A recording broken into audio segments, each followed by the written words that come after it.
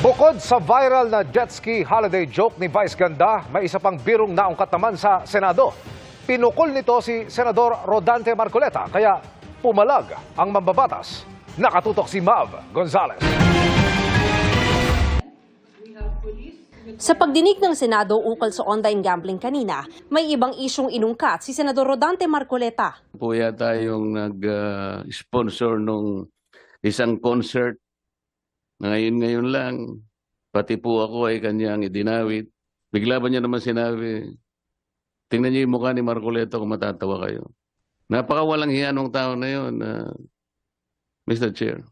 Ayaw ko na pong patuksin siya. Bagamat wala siyang pinangalanan, nag-viral online ang mga video ni Vice Ganda na nag-joke ukol sa senador. Meron ding joke si Vice Ganda, tila tungkol kay dating Pangulong Rodrigo Duterte. Doon, tinukoy niya ang jet ski holiday sa West Philippine Sea na may kasamang libreng trip sa The Hague ng ICC para sa mga DDS. Sa pamamagitan ng isang resolusyon, kinundina ng Davao City Council ang biro ni Vice Ganda.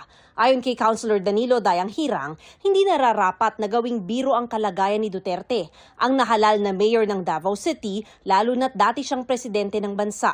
Iginiit ni Dayang Hirang na bilang isang sikat na celebrity, may malaking papel ang komedyante na pagbuklurin ang mga mamamayan.